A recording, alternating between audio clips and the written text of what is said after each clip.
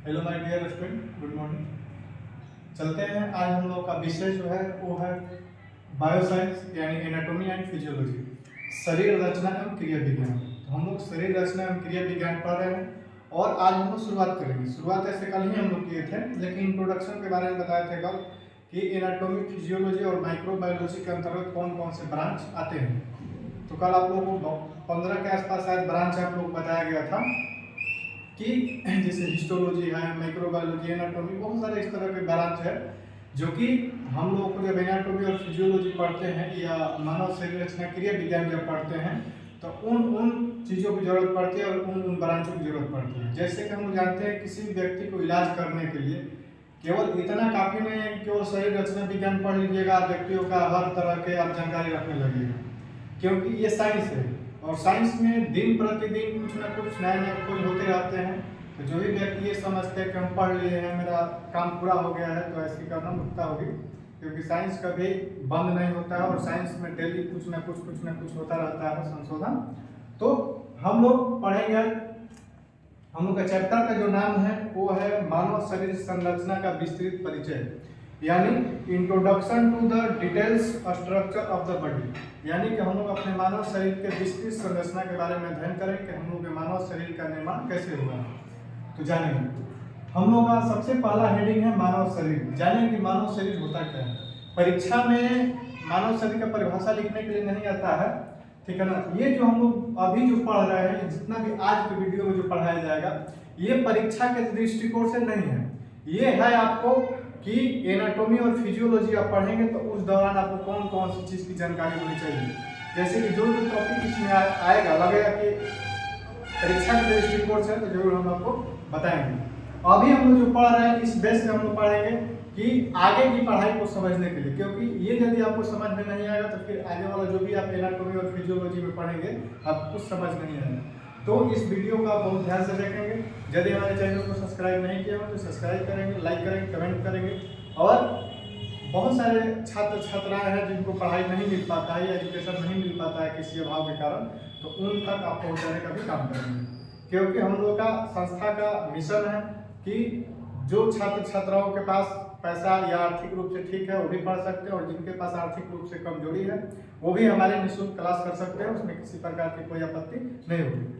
तो आप लोग कोशिश करेंगे कि जो भी छात्र छात्राएं आपके करीबी में जो दोस्त होंगे जिनको क्लास नहीं मिलता होगा, तो उनके पास आप लोग अपने चैनल को शेयर करेंगे ताकि वो लोग को भी अच्छा से अच्छा क्लास मिल सके। आज हम लोग चलते हैं मानव शरीर यानी ह्यूमन बॉडी के बारे में, जानेंगे ह्यूमन बॉडी होता क्या है, मानव शरीर होता क्या है। देखिए, मानव शरीर जिस तरह हम लोग का मशीन होता है, किसी भी मशीन को आप खोलते हुए देखेंगे तो देखेंगे उसमें अनेक छोटे छोटे पार्ट मिलकर तब जाके विस्तृत और बड़ा मशीन का निर्माण करते हैं। उसी तरह से हम लोग का मानव शरीर है। मानव शरीर जो होता है जटिल संरचना है, और इसमें क्या होता है कि अनेक प्रकार के सूक्ष्म इकाई कण मिले होते हैं। सूक्ष्म इकाई कण का मतलब होता है कोशिका, यानी जहां पर हम सूक्ष्म इकाई कण कहेंगे वहां पर आपको समझना होगा कोशिका, और जहां पर कोशिका कहा जाएगा वहां भी आपको समझना होगा सूक्ष्म इकाई कण। यानी कि हम लोग का मानव शरीर जो है एक प्रकार की जटिल संरचना है, यानी इसमें अनेक प्रकार की शाखाएं हैं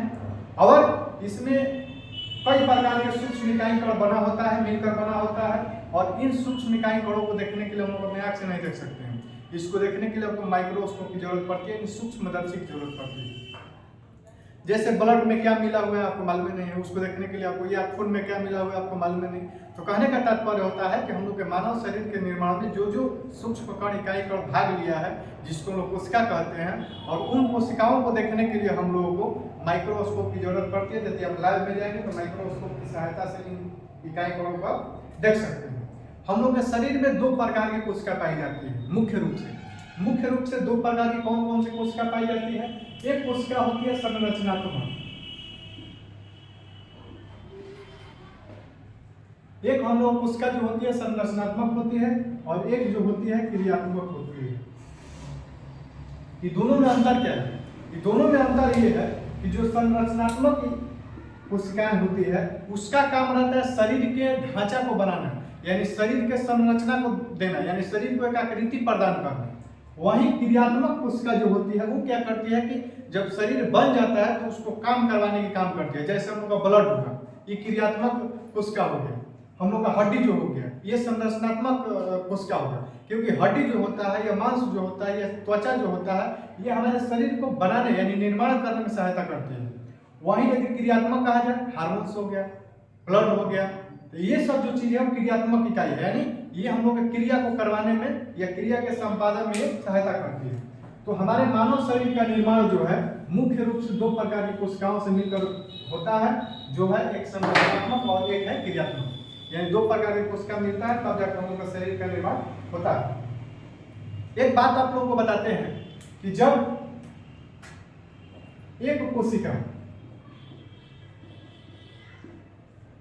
सबसे पहले हम लोग जानेंगे कि कोशिका होता क्या है। कोशिका मतलब कोशिका ये भाग होता है कि शरीर का हम लोग का सबसे सूक्ष्म इकाई कण, ठीक है। जैसे हम लोग जानते हैं, फिजिक्स आप पढ़े होंगे या केमिस्ट्री यदि आप पढ़े होंगे तो आंसर बताए होंगे कि अणु को हम लोग तोड़ते हैं तो परमाणु बदलता है, लेकिन परमाणु को आप तोड़िएगा तो किसी चीज में नहीं बदलेगा। जैसे हम लोग शरबत को यदि तोड़ते हैं तो चीनी और पानी में बदल सकता है, लेकिन चीनी को आप कितना भी तोड़िएगा तो चीनी में ही रहेगा, वो दूसरा रूप में नहीं। भले उसका आकृति बदल जाएगा, भले उसका थोड़ा स्वाद इधर उधर हो सकता है, लेकिन उसका जो भाग रहेगा वो क्या कहलाएगा, चीनी ही का। उसी तरह से हम लोग का शरीर को कितना भी तोड़ा जाए, शरीर को कितना भी तोड़ा जाए तो लास्ट में जो बचेगा उसको क्या बोला जाएगा, सूक्ष्म इकाई कण, जिसको हम कोशिका के नाम से जानते हैं।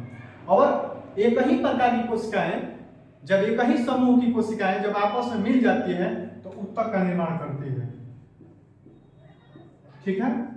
जब एक ऊतक या अनेक ऊतक आपस में मिलकर काम करने लगते हैं तो हम लोग का शरीर के कोई एक अंग बनता है। जैसे मानते हैं अंगुली के बारे में हम बात करते हैं, सिर्फ केवल अंगुली के बारे में बात करते हैं, तो देखिए अंगुली में क्या होता है कि इसमें कोई वो ऊतक मिला हुआ है। जैसे त्वचीय ऊतक अलग है, मांसपेशीय ऊतक अलग है, कंकालीय ऊतक अलग है, इसमें तीन। उसमें तो कहने का मतलब होता है कि कोशिका जो होता है सबसे सूक्ष्म इकाई कण होता है। जब एक ही प्रकार की या एक ही समूह की कोशिकाएं जब आपस में मिलती है तो किसी ऊतक का निर्माण करती है। और जब एक ऊतक या अनेक ऊतक आपस में मिल जाते हैं तो हमारे शरीर का कोई ना कोई एक अंग बन जाता है। जब हमारे शरीर में अंग बन जाता है तो बहुत सारे अंग आपस में मिलकर काम करते हैं, जिसको ग्रुपिंग रूप से हम लोग क्या कहते हैं, तंत्र कहते हैं। कहने का मतलब होता है, जैसे हम लोग मान के चलते हैं किसी भी तंत्र का नाम लेते हैं पाचन तंत्र, तो पाचन तंत्र के अंतर्गत बहुत सारे अंग आते हैं, जैसे जीभ आ गया, दांत आ गया, मुंह आ गया, लिवर आ गया, आगे ना। तो कहने का मतलब होता है कि जो हम लोग का शरीर का सबसे सूक्ष्म इकाई कौन होता है, कोशिका। कोशिका जब आपस में मिलते हैं तो ऊतक का निर्माण करते हैं। जब ऊतक, दो तीन ऊतक या अनेकों ऊतक आपस में मिल जाते हैं तो हम लोग अंग का निर्माण होता है। जब एक या अनेक अंग आपस में मिल के समूह में काम करने लगते हैं तो उसको तंत्र कहते हैं। और इस तरह से पूरे शरीर एक ही काम करने लगता है तो उसको हम लोग मानव शरीर कहते हैं। मुझे उम्मीद है कि आपको समझ में आ गया होगा कि मानव शरीर का निर्माण कैसे हुआ है। यानी मानव शरीर के निर्माण में सबसे मुख्य भूमिका कौन निभाता है, कोशिका। जब एक कोशिका या अनेक कोशिका आपस में मिलते हैं तो ऊतक का निर्माण करते हैं। जब एक ऊतक या अनेक ऊतक आपस में मिलते हैं तो अंग का निर्माण करते हैं। जब एक अंग या अनेक अंग आपस में मिलकर समूह में काम करने लगते तो तंत्र कहते हैं। और इस तरह से पूरे शरीर जब एक साथ काम करने लगता है तो उसको मानव शरीर कहते हैं। और मानव शरीर को बनने में टोटल कितना दिन लगता है, 9 महीना यानी 40 वीक।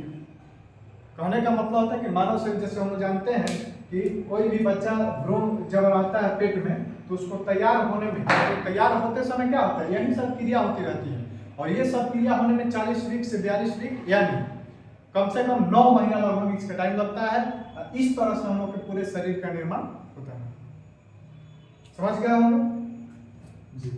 अब होता क्या है, जैसे कि आपको बताया कि मानव शरीर के निर्माण में सबसे पहले कोशिका भाग लेता है। कोशिका जब भाग लेता है तो ऊतक बनता है। उसी तरह से तंत्र पर हम लोग आते हैं तो तंत्र, हम लोग के शरीर में बहुत सारे तंत्र होते हैं। वो कौन कौन से तंत्र होते हैं जानेंगे। सभी तंत्र के बारे में हम लोग को विस्तृत भी जानकारी लेना है, लेकिन इस यूनिट में, इस चैप्टर में हम लोग को उतना ज्यादा नहीं पढ़ना, ठीक है। कहने का मतलब इसमें केवल आपको हल्का फुल्का बताया जाएगा ताकि कौन कौन से हम लोग के शरीर में पार्ट होता है इसका जानकारी मिले। उसके बाद हम लोग बारी बारी से सभी तंत्र के बारे में चैप्टर बाई चैप्टर हम लोग पढ़ने का काम करेंगे। तो जाने कि हमारे शरीर में तंत्र होते क्या है। हमारे शरीर में तंत्र का मतलब हमको बताए कि शरीर में तंत्र का मतलब ये होता है कि 2-3 अंग मिल के आपस में जब काम करते हैं तो उसको तंत्र बोलते हैं। और हमारे शरीर में टोटल लगभग 11 से 13 तंत्र पाए जाते हैं। वो कौन कौन तंत्र होते हैं सभी के बारे में हम लोग छोटा छोटा जानकारी प्राप्त करेंगे, फिर इसके बारे में हम लोग विस्तृत जानकारी करेंगे। ठीक है, तो जानेंगे कि सबसे पहला तंत्र का हम लोग बात करते हैं, किसी एक तंत्र को उठाते हैं, कंकाल तंत्र। जानेंगे कंकाल तंत्र होता क्या है।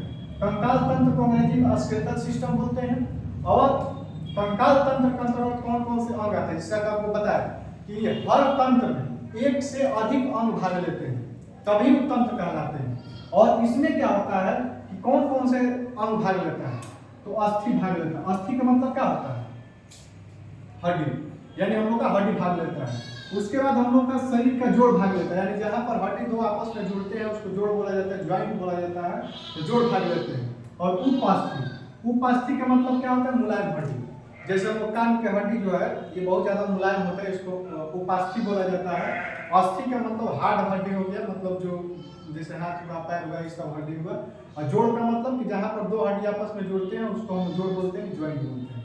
ठीक है, तो इसके अंतर्गत यानी कंकाल तंत्र का आप याद रखिएगा, परीक्षा में हमेशा आता है कंकाल तंत्र के अंतर्गत आने वाले अंगों का नाम लिखिए, या कौन कौन से अंग मिलकर कंकाल तंत्र का निर्माण करते हैं। तो आप लिख सकते हैं कि अस्थि, जोड़ और उपास्थि मिलकर कंकाल तंत्र का निर्माण करते हैं। इसका काम क्या रहता है, आखिर हमारे शरीर में कंकाल तंत्र करता क्या है, इसका काम क्या रहता है। तो सबसे पहले इसका जो काम होता है वो हम लोग को होता है शरीर के आकृति तथा आकार प्रदान करना। कहने का मतलब इसका काम क्या रहता है, हम लोग का शरीर का ढांचा, आप देखे होंगे कहीं मूर्ति बनाते हुए, सरस्वती जी या लक्ष्मी जी या किसी भी तरह का मूर्ति बनाते हुए जब स्ट्रक्चर देखे होंगे, या घर भी बनाते समय स्ट्रक्चर देखे होंगे, तो केवल सीमेंट और बालू से घर नहीं तैयार हो सकता, केवल मिट्टी से मूर्ति नहीं तैयार हो सकता है।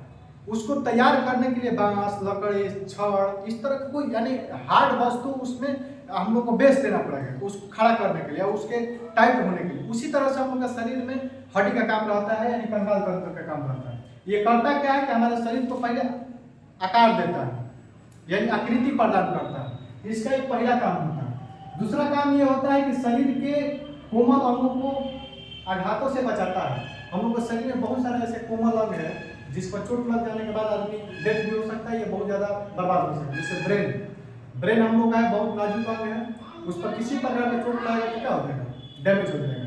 तो प्रकृति ने ऐसा हम लोग का संरचना बनाया है कि ब्रेन यानी जहाँ जहाँ हम लोग कोमल अंग है वहाँ पर मजबूत हड्डियों से क्या किया, गुफा बना दिया, कांडरा बना दिया है। और उस कांडरा में हम लोग का इस तरह का, जैसे हम लोग का दिल हो गया, ये भी ब्रेन हो गया। तो ये सब जो चीज होता है ये क्या होता है कि हमारे शरीर में ये कोमल अंगों को बाहरी सुरक्षा, बाहरी आघातों से सुरक्षा प्रदान करने का काम करता है। उसके बाद पेशियों को जोड़ने के लिए स्थान प्रदान करता है। जैसे हम लोग जानते हैं कि हड्डी जो होता है उसमें मांसपेशियां जुड़ी होती है, और मांसपेशियों को जोड़ने के लिए क्या करता है, स्थान प्रदान करने का काम करता है। तो इस तरह से कंकाल तंत्र हुआ। यानी कंकाल तंत्र हम लोग का, जैसे आपको पता है कि हम लोग के शरीर में टोटल 12 से 13 तंत्र पाए जाते हैं, और 12 से 13 तंत्र में पहला वो तंत्र के बारे में जानकारी लिए कि कंकाल तंत्र। और कंकाल तंत्र के अंतर्गत अस्थि, जोड़, उपास्थि तीनों भाग लेते हैं, और इसका काम रहता है कि शरीर को आकृति और आकार प्रदान करना, साथ ही साथ कोमल अंगों को सुरक्षा प्रदान करना, और पेशियों को जोड़ने के लिए स्थान प्रदान करना। ये हम लोग का रहा कंकाल तंत्र के बारे में। उसी तरह से दूसरा तंत्र के बारे में हम जानेंगे। दूसरा तंत्र जो होता है पेशीय तंत्र, यानी मस्कुलर सिस्टम। जाने के मस्कुलर सिस्टम क्या होता है, पेशीय का मतलब क्या होता है, यानी मांस, यानी जो आपका मांस वाला भाग होता है उसको मांस बोला जाता है, या पेशिया बोला जाता है, मांसपेशिया बोला जाता है। इसको तीन नाम से हम जानते हैं, और इसको हम मस्कुलर सिस्टम के भी नाम से अंग्रेजी में जानते हैं। ठीक है,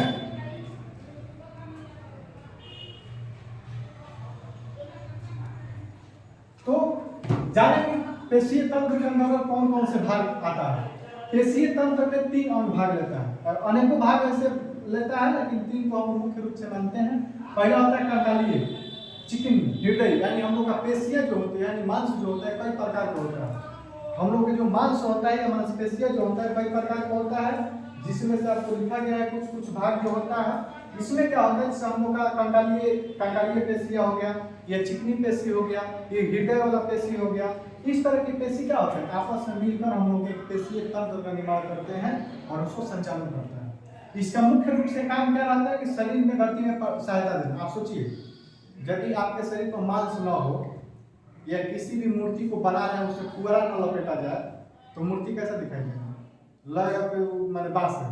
उसी तरह से ये हम लोग के शरीर में क्या करता है, गति प्रदान करता है, यानी शरीर को हम लोग एक माने इसको फैलाने का काम करते हैं, गति प्रदान करने का काम करते हैं, सहायता प्रदान करता है। साथ ही साथ तापमान का नियम है, जब देखे होंगे आप कि दुबले पतले लोगों को बहुत ज्यादा ठंडा लगता है, इसके पीछे रीजन क्या होता है कि उनके शरीर में मांस की कमी रहती है, तो इसलिए उनके शरीर में गर्मी नहीं बन पाता है, और गर्मी जब नहीं बन पाता तो उनको ठंडा ज्यादा लगने लगता है।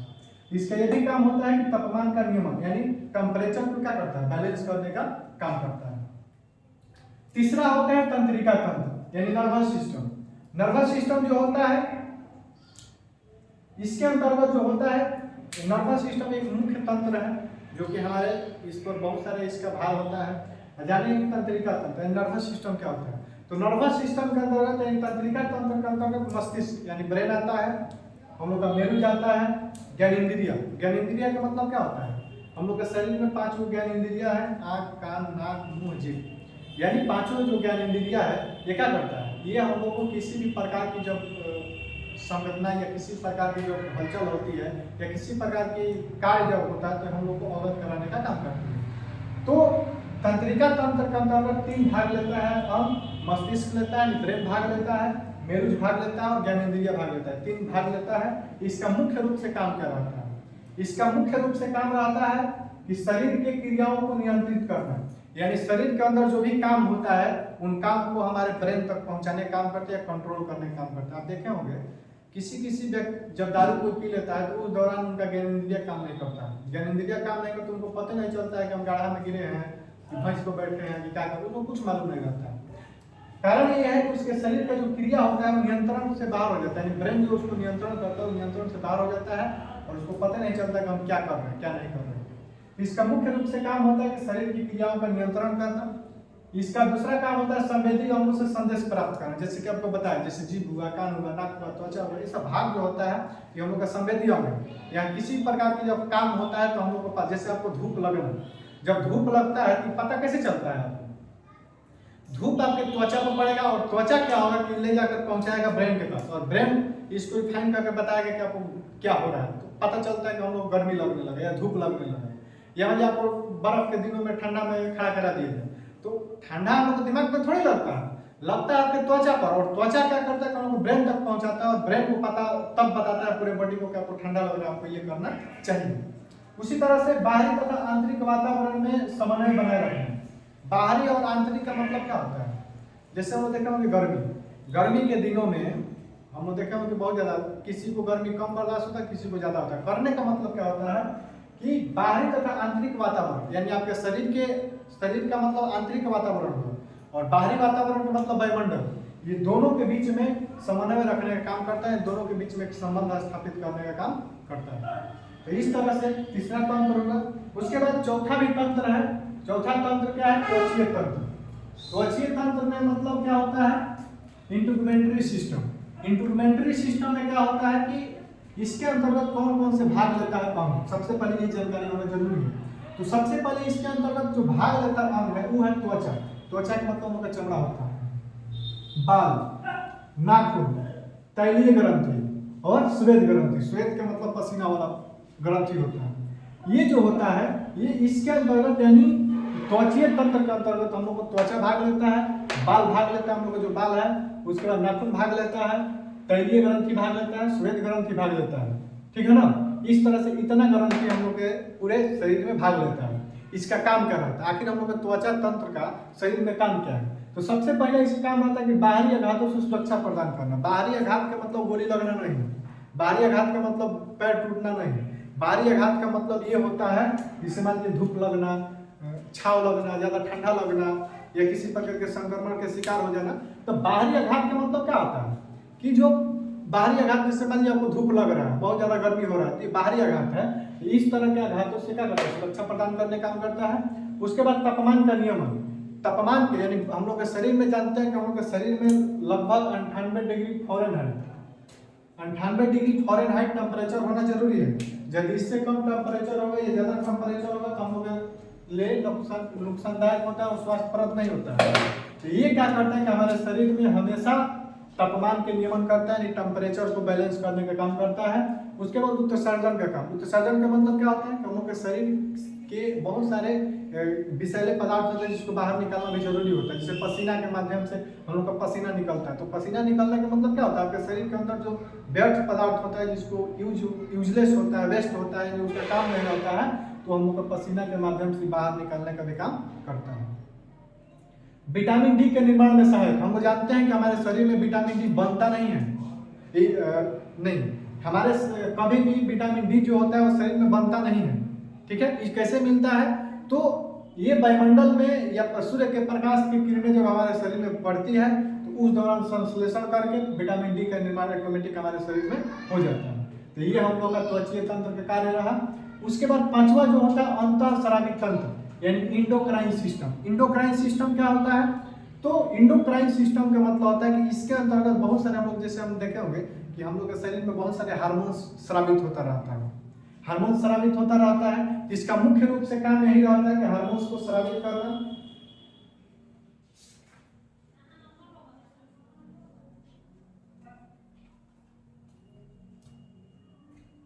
इसका मुख्य रूप से जो काम होता है वो होता है कि हार्मोन्स को स्रावित करना। इसके अंतर्गत बहुत सारे ग्रंथि आता है, जैसे पिट्यूटरी ग्लैंड आ गया, न्यूक्लियस ग्रंथि आ गया, थायराइड ग्रंथि आ गया, थाइमस ग्रंथि आ गया, अग्नाशय आ गया, डिम्ब ग्रंथि, शुक्र ग्रंथि आदि। इस तरह की जो ग्रंथियां होती है ये इसके अंतर्गत, यानी अनेक प्रकार की ग्रंथि इसमें भाग लेते हैं जो कि हार्मोन को स्रावित करते हैं, और इसका मुख्य रूप से काम एक ही रहता है हार्मोन को स्रावित करना। ठीक है, उसके बाद अब छौगा वहीं रक्त परिसंचरण तंत्र। हाँ, ये 6वां नंबर पर जो हम लोग का है रक्त परिसंचरण तंत्र है, जिसको अंग्रेजी में लोग कार्डियोवास्कुलर सिस्टम बोलते हैं या ब्लड सर्कुलेटरी सिस्टम जिसको हम लोग बोलते हैं। जानेंगे कि रक्त परिसंचरण तंत्र क्या होता है। तो रक्त परिसंचरण तंत्र में भाग लेने वाले जो अंग होते हैं वो है रक्त, यानी ब्लड है, हृदय है, यानी हम लोग का जो हार्ट होता है, उसके बाद रक्त वाहिनियां है, निरक्त वाला नाली होता है। ये सब मिलकर हम लोग को रक्त परिसंचरण तंत्र का निर्माण करते हैं। इसका काम क्या रहता है, जैसे हम लोग का रक्त है, रक्त का काम ये रहता है कि ऑक्सीजन तथा पोषक तत्वों को कोशिका तक पहुंचाना। हम लोग के शरीर में जो ब्लड पाया जाता है, ब्लड देखो कि हमेशा ही चलता फिरता रहता है। ये चलने के पीछे इसका रीजन ये है कि हम लोग चलता है, कारण इसका ये है कि काम क्या करता है कि जो भी हम लोग के शरीर में पोषक तत्व या ऑक्सीजन होते हैं वो हम लोग को ब्लड में मिल जाता है, और वो ब्लड क्या होता है कि हमारे शरीर के सभी कोशिकाओं तक पहुंचाने का काम करता है। उसी तरह से हृदय की सहायता से, यानी जो हम लोग का हार्ट होता है, हृदय की सहायता से पूरे शरीर में रक्त पहुंचता है। यानी जो भी हम लोग के शरीर में ऊतक पाए जाते हैं, इन सभी ऊतकों के पास हृदय की सहायता से हम लोग का रक्त क्या होता है कि संपूर्ण शरीर के ऊतक तक पहुंचता है। उसी तरह से फिर शरीर के तापमान तथा अम्ल क्षार के संतुलन में सहायता करता है। कहने का तात्पर्य होता है रक्त परिसंचरण तंत्र हम लोग के शरीर के अंदर जो तापमान होता है, टेम्परेचर जो होता है, और अम्ल और क्षार जो होता है उसके संतुलन को भी बरकरार रखने का काम करता है। उसके बाद नष्ट रक्त वाहिनियों को पुनः निर्माण करता है। यानी जो भी हम लोग के शरीर में नष्ट रक्त वाहिनियां होती है, रक्त की जो नली होती है जो किसी कारणवश नष्ट हो जाती है, किसी कारणवश मतलब खराब हो जाती है, तो उसको पुनः निर्माण की सहायता करने का काम करता है। ठीक है, उसके बाद लसिका तंत्र होता है, लिम्फेटिक सिस्टम। लिम्फेटिक सिस्टम में क्या होता है, इसके अंतर्गत हम लोग को लसिका आता है, लसिका वाहिनियां आती है, लसिका पर्व आता है, लसिका ऊतक आता है, थाइमस, स्प्लीन और टॉन्सिल, यानी जो हम लोग टॉन्सिल होता है वो आता है। तो ये होता है, इसका मुख्य रूप से काम ये होता है। लसिका का मतलब होता क्या है, लसिका हम लोग के शरीर में एक WBC टाइप का होता है, प्लेटलेट्स टाइप से होता है, और ये मुख्य रूप से हम लोग काम क्या करता है कि जो भी हम लोग को सूक्ष्म जीवाणु जो होता है हम लोग के शरीर में या शरीर के बाहर जो प्रवेश करके हम लोग को नुकसान पहुंचाता है, उसको मारने का काम करता है, यानी हानिकारक सूक्ष्म जीवाणु को नष्ट करने का ये काम करता है। उसके बाद प्रोटीन तथा तरल पदार्थों को खून में धकेलने का काम करता है। कहने का मतलब होता है हम लोग का जो प्रोटीन होता है और तरल पदार्थ, यानी हम लोग के शरीर में जो प्रोटीन और तरल पदार्थ जो होता है उसको क्या करता है, खून में मिलाने का काम करता है, ब्लड में मिलाने का काम करता है। उसके बाद बाहरी हानिकारक तथा सूक्ष्म जीवाणुओं की रोकथाम करता है। कहने का मतलब कि हम लोग को बाहर से जो सूक्ष्म जीवाणु होते हैं जो हम लोग के नाक के माध्यम या खाना के माध्यम में किसी कारण के माध्यम से हमारे शरीर में प्रवेश कर जाते हैं, तो उन तरह के हानिकारक जीवाणुओं को क्या करता है, नष्ट करने का काम करता है, खत्म करने का काम करता है। उसके बाद होता है श्वसन तंत्र। श्वसन तंत्र मतलब रेस्पिरेटरी सिस्टम, ये 8वां हम लोग का सिस्टम है और रेस्पिरेटरी सिस्टम के अंतर्गत कितना आता है, ठीक है, यानी लंग्स, ग्रसनी आता है, स्वर यंत्र आता है, ट्रैकिया आता है, श्वास नली आता है। तो ये सब जो चीज है ये हम लोग का शरीर का अंग है जो कि आपस में मिलकर जब काम करने लगते हैं तो उसको हम क्या बोलते हैं, श्वसन तंत्र, रेस्पिरेटरी सिस्टम बोलते हैं। और इसका काम क्या रहता है, यानी रेस्पिरेटरी सिस्टम हमारे शरीर में क्या क्या काम करता है। तो रेस्पिरेटरी सिस्टम हमारे शरीर में बोलने में सहायता करता है, जैसे हम जानते हैं कंठ जो है या हम लोग टॉन्सिल जो है वो बोलने में सहायता प्रदान कराता है। उसके बाद ऑक्सीजन को रक्त के साथ ले जाता है तथा CO2 को बाहर निकालने में सहायता करता है। जैसे हम जानते हैं कि श्वसन तंत्र का यही काम है कि जो कार्बन डाइऑक्साइड है उसको शरीर से बाहर निकालना, और हम लोग के शरीर में जो CO2 ऑक्सीजन जो चाहिए वो बाहरी वातावरण से ऑक्सीजन लाता है और आंतरिक CO2 को क्या करता है, बाहर फेंकने का काम करता है। उसके बाद अम्ल क्षार संतुलन को बनाए रखता है, यानी हम लोग के शरीर में जो अम्ल और क्षार बनता है इसके संतुलन में सहायता करता है। तो ये रहा श्वसन तंत्र। उसके बाद 9वां नंबर जो होता है वो होता है पाचन तंत्र। ये हम लोग के शरीर के लिए सबसे महत्वपूर्ण भाग होता है और मोस्ट इंपॉर्टेंट भी है, और ये परीक्षा के दृष्टिकोण से आता भी है। परीक्षा के दृष्टिकोण से पाचन तंत्र और श्वसन तंत्र जो दोनों है वो पॉपुलर है, आता है। पाचन तंत्र हम लोग जानते हैं बहुत ही पॉपुलर टॉपिक है, और पाचन तंत्र के अंतर्गत हम लोग का मुंह आता है, ग्रसनी आता है, ग्रास नली आता है, अमाशय आता है, छोटी आंत आता है, बड़ी आंत आता है, पित्ताशय आता है, लीवर आता है, मलाशय आता है। तो पाचन तंत्र जो है हम लोग शरीर का सबसे बड़ा एक तंत्र माना जाता है, क्योंकि इसमें बहुत से अंग भाग लेता है, यानी मुंह से लेकर पूरे पैखाना के रास्ता तक इसमें अंग भाग लेते हैं।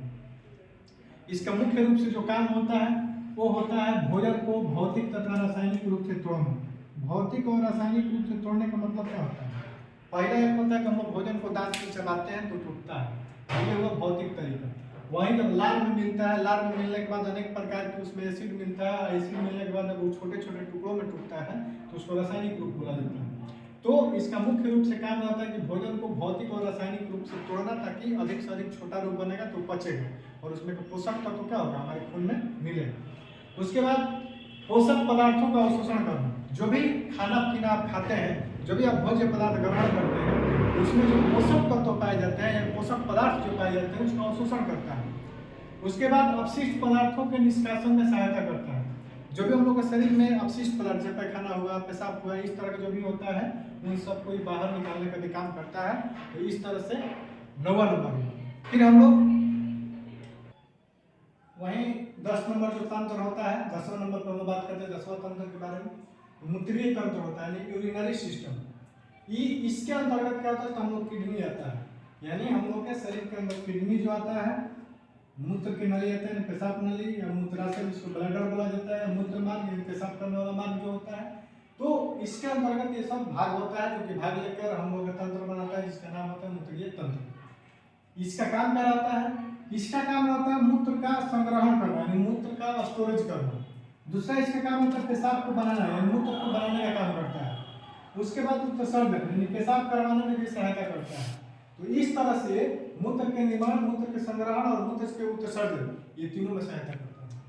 और दूसरा इसका काम जो होता है पानी तथा अम्ल क्षार के संतुलन को बनाए रखना, यानी हमारे शरीर में देखोगे हमेशा पानी की कमी हो जाती है, तो ये क्या करता है कि पानी की कमी को नहीं होने देता है और पानी के संतुलन और अम्ल क्षार के संतुलन को बरकरार रखने का काम करता है।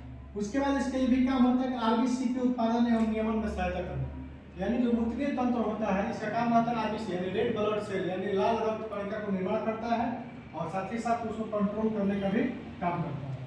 ठीक है, तो ये रहा हम लोग का मूत्रीय तंत्र। और 11वां नंबर जो होता है जनन तंत्र यानी रिप्रोडक्टिव सिस्टम। परीक्षा के दृष्टिकोण से बहुत मोस्ट है और आने वाले भविष्य में इसका हमेशा यूज भी होता है। तो ये हम लोग का जनन तंत्र है, रिप्रोडक्टिव सिस्टम है। रिप्रोडक्टिव सिस्टम जो होता है वो 2 होता है, क्योंकि रिप्रोडक्टिव सिस्टम महिलाओं में अलग होता है और पुरुषों में अलग होता है, जिसको हम जनन तंत्र। तो सबसे पहले हम नर जनन तंत्र के बारे में जानेंगे यानी मेल रिप्रोडक्टिव सिस्टम के बारे में जानेंगे। मेल रिप्रोडक्टिव सिस्टम के अंतर्गत क्या क्या आता है, तो शुक्रवाहिनी आता है, ठीक है।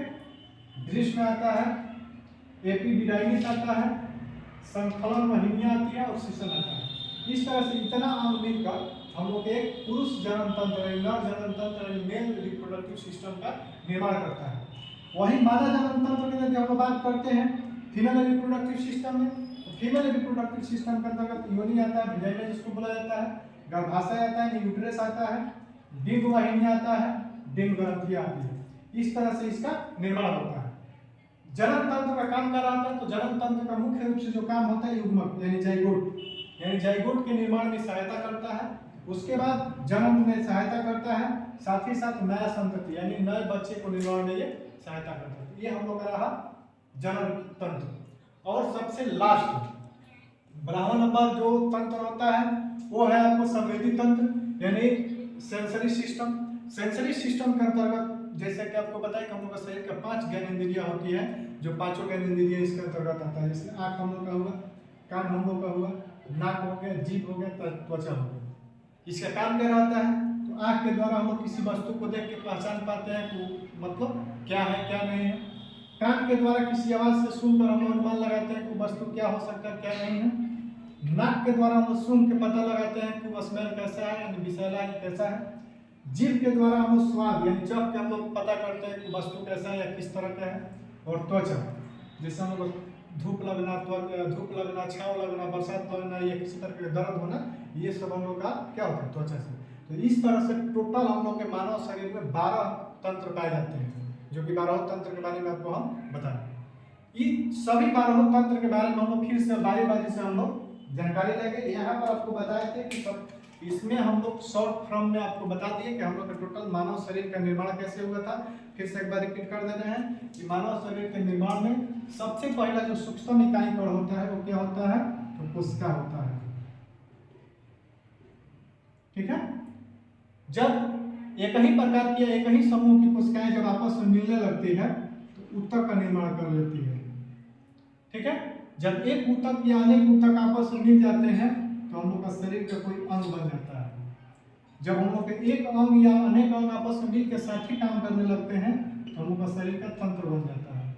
और जब पूरे मिल के एक साथ काम करने लगता है तो एक हम लोग का मानव शरीर बन जाता है। इस तरह से हम लोग का पूरे तैयार होता है, जिसको अंग्रेजी में हम इसको सेल बोलते हैं, इसको हम लोग टिश्यू बोलते हैं,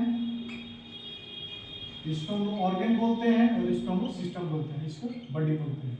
तो इस तरह से हम लोग का पूरे मानव शरीर का निर्माण होता है। यदि आप किसी प्रकार की इस टॉपिक में लगा हुआ समस्या है कुछ भी तो आप हमें कमेंट करके बताएंगे, आपके प्रश्नों को उत्तर अवश्य मिलेंगे। तब तक के लिए धन्यवाद।